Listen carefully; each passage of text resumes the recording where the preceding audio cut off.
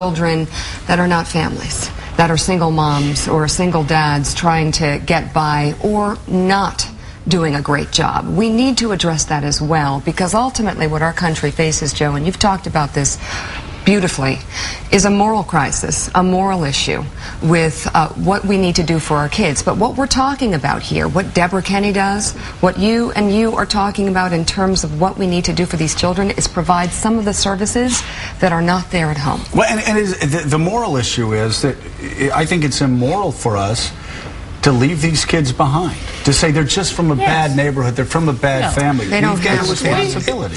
We have a responsibility to those children, but we know that no one entity can take care of all of these needs. It takes all of us. The old saying, it takes a village. It takes a village, it takes a community. And we encourage that at America's Promise. This is what we encourage. We encourage communities to come together with all of their resources to meet those 5 promises. We run a competition for the 100 best communities for children in the United States. We just announced this year's winners last week. And in their application, they have to show how they are using all of the assets of the community to build a structure around the children in that community. And they involve the young people in the decisions. And we have City Year, that's a big part of it, who goes in and helps the teachers in many of these communities. They provide resources. So we know that it takes every single one of us. We all have a responsibility for this. This is absolutely true, and there are other aspects to this we don't sometimes realize. We are becoming more and more a minority nation.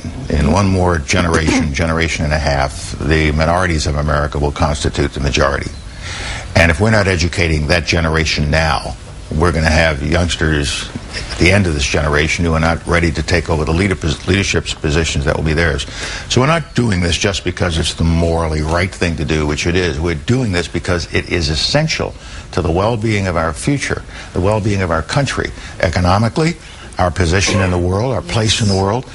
We're the ones who have to do this because this minority population is going to be the majority population of the country. This week, I've talked about several times how it's a moral issue for us to help these kids, whether you're talking about the South Bronx or Brooklyn or South Central LA or Harlem.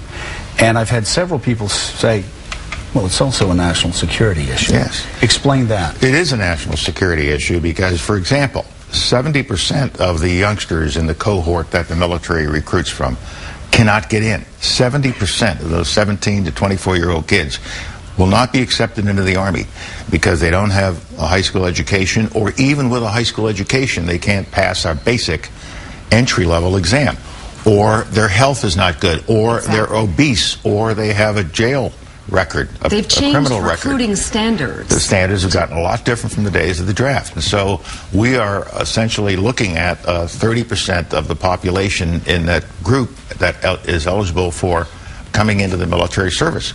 The Army just announced they're changing the entire physical fitness program. It's amazing. Because they have to compensate for what didn't happen in school. No recess, you got to study tests. We don't do recess, we don't do art like we used to, we don't do music like we used to. That's a shame.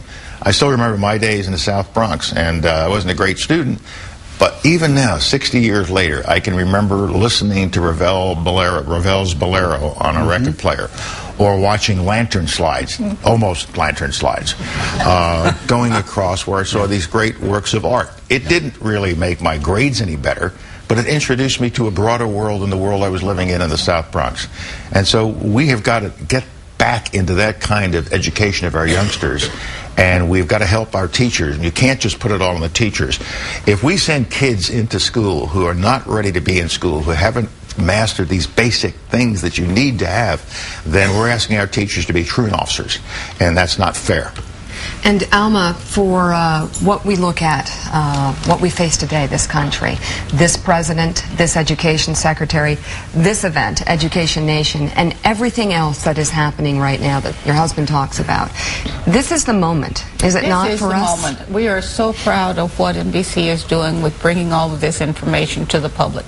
We can go out and talk about it all the time, but you have the broad field that catches people's attention, and we have to keep this issue before the public. I like to say, yes, we talked about this for 50 years ago, We've addressed these problems before, but we have ADD.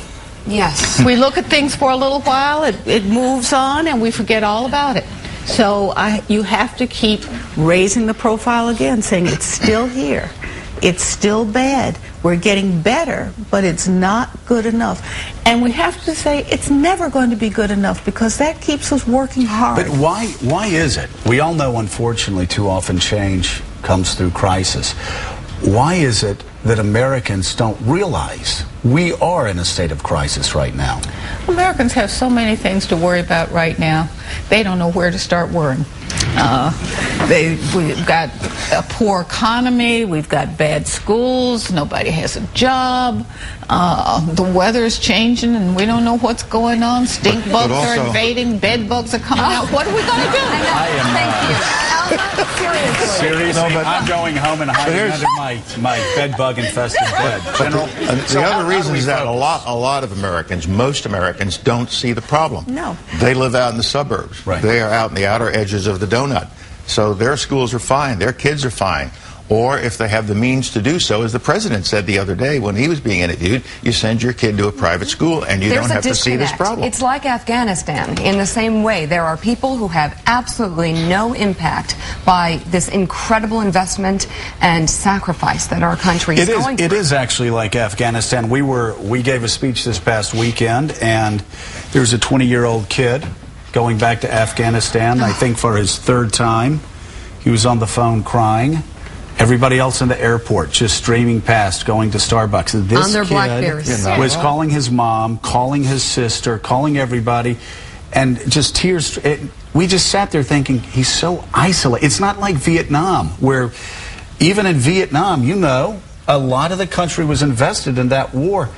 It's just like that guy is connected with kids in the South Bronx right now. In South Central LA, it's like two Americas. Yeah. But it's gone on so long that we have had to let that slide past. And that's why people aren't paying attention anymore. And oh, we yeah, can't do that that's still there. We can't do it. Part of the good news is that people are stepping forward. You know, we have the Harlem's Children's Zone, and there are lots of Newark, things. the Newark story is of doing Newark. things. Minneapolis, I know lots of communities that I visited are doing things. We've also, I think, been able to mobilize a good part of the business community to realize it's their future that's at risk as well. And so we've been able to get great companies. I don't want to list them all, but State Farm is a great sponsor. Right Yesterday, Target announced that they were putting another $500 million into literacy education, and you can see the ads all over New York City already. So more and more companies are stepping forward, realizing it's in their interest. If we could get the whole business community mobilized, if we can get everybody who's got an office below 59th Street to leave that office and go above 110th Street, or over the Triborough Bridge into the Bronx, over the Williamsburg Bridge into Queens and Brooklyn, and adopt a school or build a Boys and Girls Club. A lot of this is going on. When we started America's Promise 13 years ago, there were 1,500 Boys and Girls Clubs. Now